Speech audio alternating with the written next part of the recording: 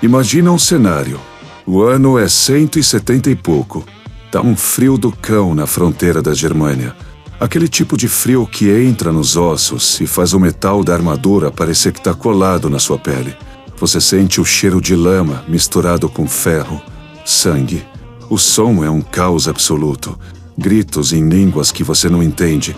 O choque seco de escudos batendo. O barulho de flechas atingindo a madeira das paliçadas.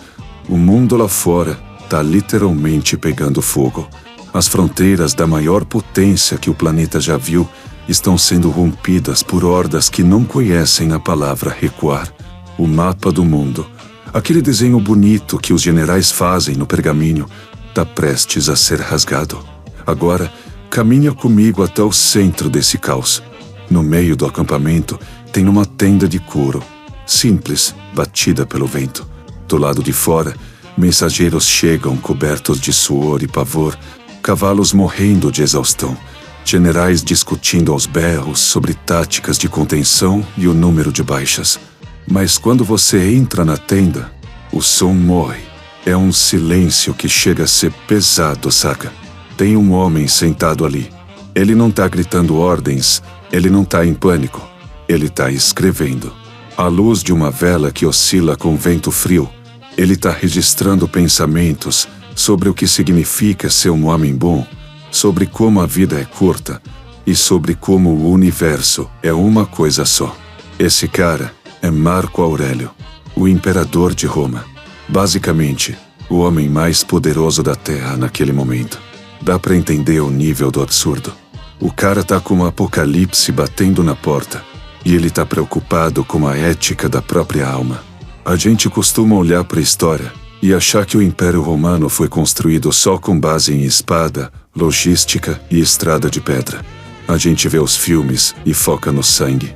Mas o que quase ninguém te conta é que se não fosse pelo que estava acontecendo dentro da cabeça desse homem naquela tenda, o mapa da civilização ocidental teria colapsado séculos antes do previsto. Não foi só a força dos exércitos que segurou Roma naquele momento crítico.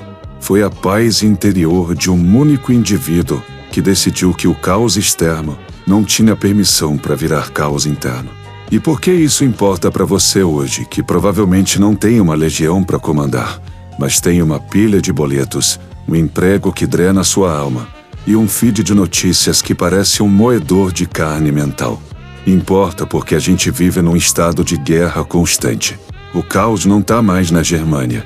Ele está nas notificações do seu celular, na ansiedade por um futuro que a gente não controla e na pressão para ser produtivo enquanto o mundo parece estar desmoronando lá fora. Como esse cara conseguiu não surtar?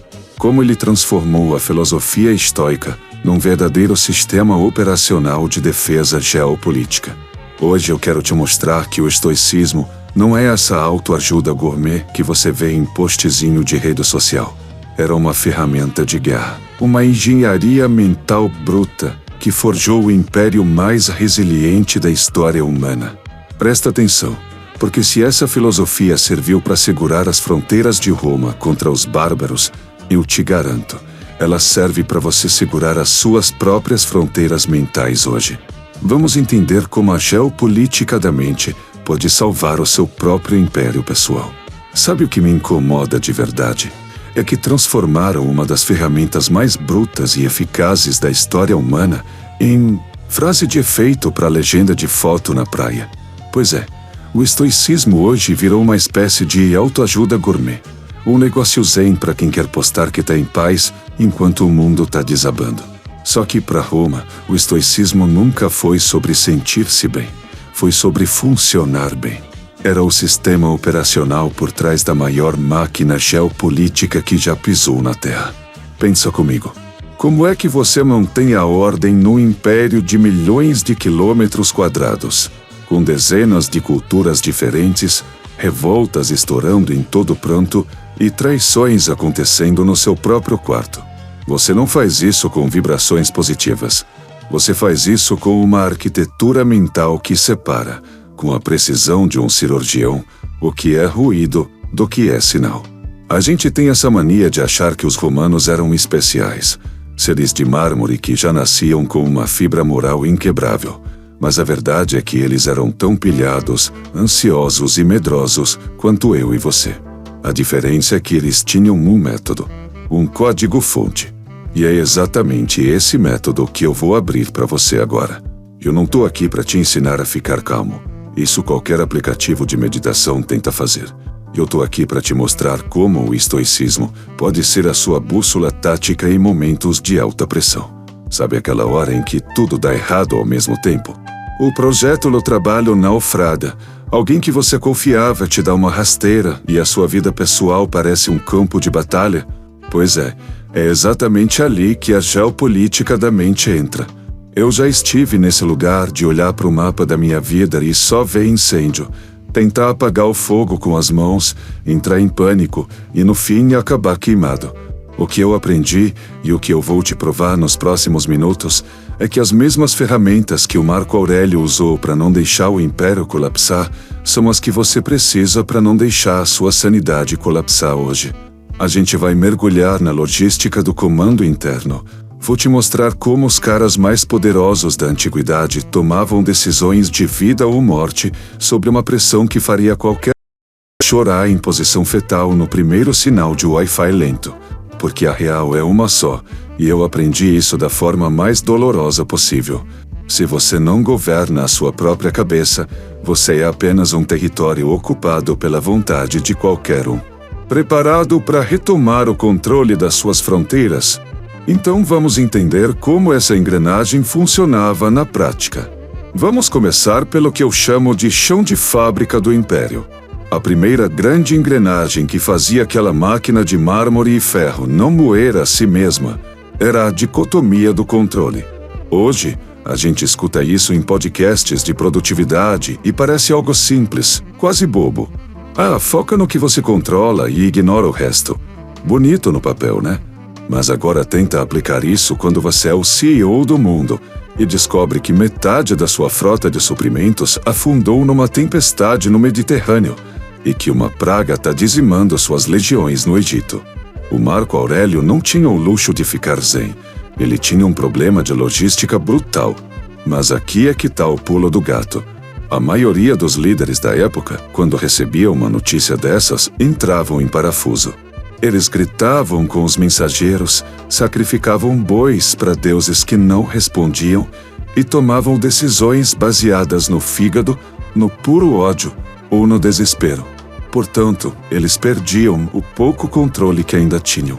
O imperador estoico fazia uma engenharia reversa do caos. Ele sentava e separava os fatos em duas colunas mentais muito claras. Coluna A, o que eu não governo. O clima, o naufrágio, a mutação do vírus da peste, a traição do clima. Coluna B, o que eu governo. Onde eu vou buscar novos grãos? Como eu vou reorganizar os sobreviventes? Qual vai ser o tom do meu próximo discurso para que a moral das tropas não vire pó? Saca a diferença de energia? A gente gasta 90% do nosso dia tentando consertar a tempestade, sendo que a única coisa que a gente pode fazer é ajustar as velas. Eu já perdi noites de sono por causa de algoritmo de plataforma, por causa de comentário de gente que eu nem conheço, por causa de crise econômica que eu não tenho como frear. E o que isso me trouxe? Nada. Só gastrite e cansaço. O estoico romano entendia que a paz não vem de um mundo organizado. A paz vem de uma mente organizada, que aceita que o mundo é, por definição, uma zona. Se você tenta controlar o incontrolável, você não é um líder. Você é um escravo das circunstâncias. E um imperador escravo é o primeiro passo para o colapso de uma fronteira. Mas espera aí, não era só sobre aceitar o que vinha. Tinha uma técnica muito mais sombria e eficaz que eles usavam, antes mesmo do problema aparecer. Era o premeditatio malorum, a premeditação dos mares. Imagina o seguinte: você é um general romano prestes a invadir uma floresta densa na Germânia. O que o seu otimismo te diz? Vai dar tudo certo, somos os melhores, temos as melhores espadas. O estoico diz: isso é receita para o desastre. O premeditatio malorum é o exercício de sentar na sua tenda e visualizar, com detalhes mórbidos, tudo o que pode dar errado. E eu não tô falando de ser pessimista. Tô falando de ser um analista de risco profissional. Ele imaginava a emboscada, imaginava a chuva que faria a corda dos arcos apodrecer, imaginava o mensageiro sendo capturado. Por que fazer esse exercício de masoquismo mental? Porque o pânico só nasce onde existe a surpresa. Se você já viveu a derrota na sua cabeça, quando ela chega no mundo real, ela não te quebra. Ela é só um dado que você já tinha processado. Você já tem o plano B, o C e o D engatilhados. Você já fez isso na sua vida? Antes de uma reunião importante, antes de uma conversa difícil, você parou para pensar, e se a pessoa me dá um grito? E se o projeto for cancelado na minha cara? Se você faz isso sem se desesperar, você tira o poder do imprevisto. Você vira o cara mais calmo da sala, porque você é o único que já esteve naquele cenário antes dele acontecer. Agora tem uma coisa que derruba mais impérios do que qualquer exército bárbaro. É o ego. E no caso do Marco Aurélio, isso foi testado da forma mais brutal possível, com o caso do Avídio Cássio. O Avídio era um dos generais de maior confiança do imperador. O cara era um herói de guerra, um leão no campo de batalha. E aí, do nada, surge um boato de que o Marco Aurélio tinha morrido. O que o Avídio faz? Ele se autoproclama imperador. Ele trai o amigo, trai o juramento e começa a mobilizar tropas para tomar o poder de vez. Imagina o sangue subindo na cabeça. Você tá lá se matando para segurar o mundo nas costas e o seu melhor general te dá uma facada dessas. Qualquer outra pessoa teria mandado a cabeça do Avídio num prato e queimado a família dele inteira. Era o padrão da época. Mas lembra que eu falei que a expansão romana era um reflexo de uma ordem mental interna? O Marco Aurélio recebeu a notícia da traição e a reação dele foi bizarra. Ele não ficou com raiva. Ele sentiu pena. Pena porque o Avídio tinha caído na maior armadilha que existe. A ilusão de que o poder externo resolve o vazio interno. Ele fez um discurso para os soldados dizendo que se fosse pela vontade dele, ele nem lutaria. Ele queria perdoar o cara.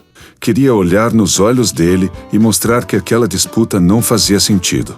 Infelizmente, o Avídio acabou sendo morto pelos próprios subordinados antes do encontro. Mas o Marco Aurélio proibiu qualquer retaliação contra os cúmplices. Ele queimou as cartas de traição sem ler, para não ter motivos para odiar ninguém. Olha o nível de controle de ego. A gente hoje, se alguém fecha a gente no trânsito, a gente quer que a pessoa exploda. Se alguém ganha um crédito que era nosso no trabalho, a gente passa a semana planejando vingança no café. A gente gasta uma energia vital preciosa tentando punir quem nos feriu. Mas esquece que a melhor vingança, como o próprio Marco Aurélio escreveu, é não ser como o seu inimigo. Se você se torna amargo porque alguém foi injusto com você, quem ganhou a batalha? O outro. Ele conseguiu mudar quem você é. Ele invadiu a sua cidadela interior e hasteou a bandeira dele lá dentro. Roma não cresceu só porque os caras sabiam lutar. Ela cresceu porque nos momentos de crise, os líderes que realmente importavam entendiam que a logística do comando começava no gerenciamento das próprias emoções. Cada província conquistada no mapa era antes uma vitória sobre o próprio medo, sobre a própria vaidade e sobre a própria impulsividade. O império era um espelho. Se a mente do imperador estivesse em desordem, as estradas começariam a rachar, os impostos parariam de chegar e os bárbaros sentiriam o cheiro de sangue. Você já parou para olhar para as províncias da sua vida hoje? Sua saúde, suas finanças, seus relacionamentos? Onde é que está o caos? Geralmente o caos externo é só um sintoma de que você perdeu a mão na sua geopolítica interna. Você está tentando controlar o que não é seu. Está sendo pego de surpresa por males que não premeditou. E está deixando o seu ego ditar as regras do jogo. A pergunta que fica, e que dói de responder é: você é o dono da sua tenda? Ou você é só mais um soldado perdido correndo pro lado errado enquanto o acampamento pega fogo? Porque a real é que o mundo sempre vai estar em chamas de um jeito ou de outro. A diferença é quem consegue manter a caneta firme no papel, enquanto o vento frio da Germânia tenta apagar a vela. Vamos dar um passo adiante, porque agora a gente precisa entender o que acontece quando essa ordem mental falha. E porque, no fim das contas, foi o colapso dessa psicologia que trouxe o fim de tudo. Mas aqui é que o jogo vira. E a gente começa a enxergar a verdade nua e crua. Existe uma pergunta que sempre surge quando eu falo sobre isso. Se o estoicismo era essa ferramenta tão poderosa, esse blindagem mental de elite, por que é que Roma caiu? Por que a maior civilização da história virou ruína para turista tirar foto? A resposta curta é o soco no estômago que a gente precisa para parar de se enganar. Roma não caiu por falta de espadas. Não ruiu porque os bárbaros ficaram subitamente gênios da estratégia militar. O Império Romano colapsou no dia em que seus líderes perderam o controle da única província que realmente importa: a cidadela interior. Pensa no sucessor do Marco Aurélio, o filho dele, Cômodo. O cara tinha tudo: o exército mais treinado, as estradas prontas, os cofres cheios. Mas ele não tinha o código-fonte. Ele trocou a dicotomia do controle pelo delírio de grandeza. Ele trocou a premeditação dos males pelo narcisismo cego. Enquanto o pai escrevia sobre como servir ao bem comum no meio de uma guerra, o filho se vestia de gladiador para lutar em arenas combinadas, buscando o aplauso de uma multidão que ele secretamente desprezava. A fronteira não foi rompida primeiro na Germânia. Ela foi rompida na mente de quem sentava no trono. E é aqui que mora a grande revelação desse vídeo.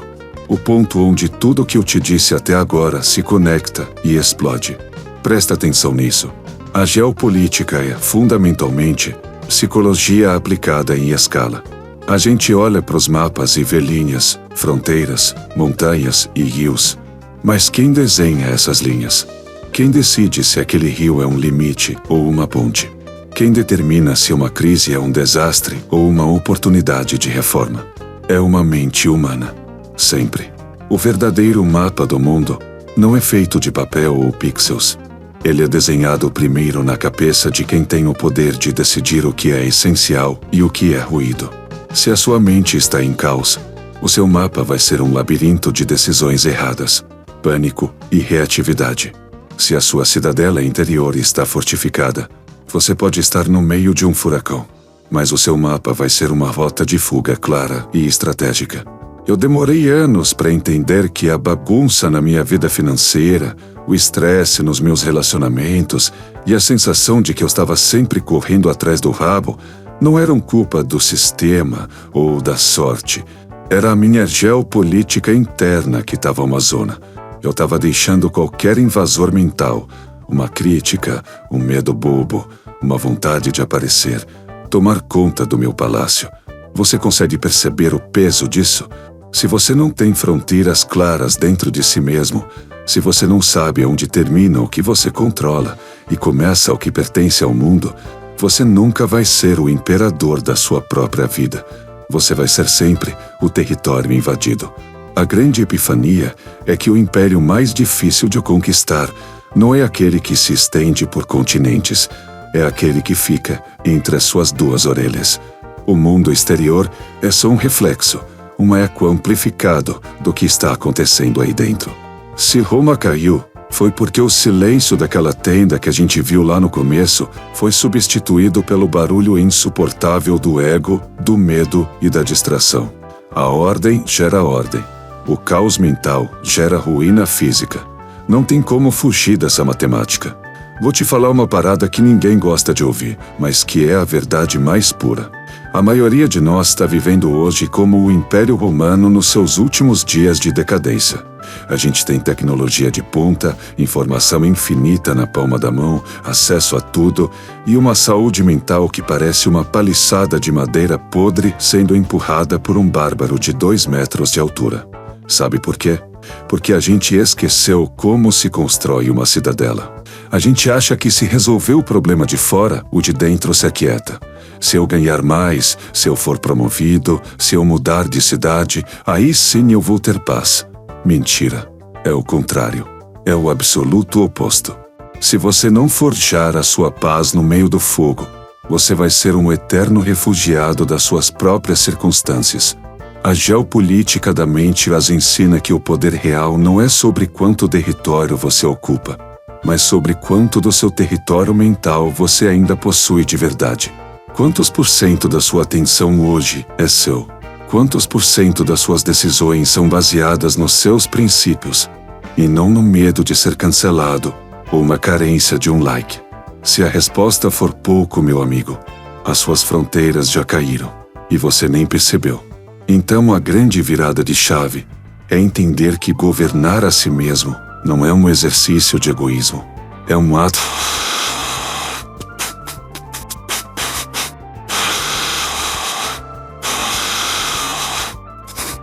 Ele perdesse a alma, o mundo perderia o rumo. Você entende que a sua clareza mental é o recurso mais valioso que você possui? Mais do que o seu dinheiro, mais do que o seu tempo. Se você perde a clareza, você perde a capacidade de desenhar o mapa. E sem mapa, qualquer caminho serve, inclusive o caminho para o abismo. A gente passou séculos estudando a queda de Roma por fora, mas a lição que fica para o analógico digital é que o colapso começa no momento em que você para de vigiar suas próprias portas, no momento em que você deixa o essencial ser engolido pelo urgente.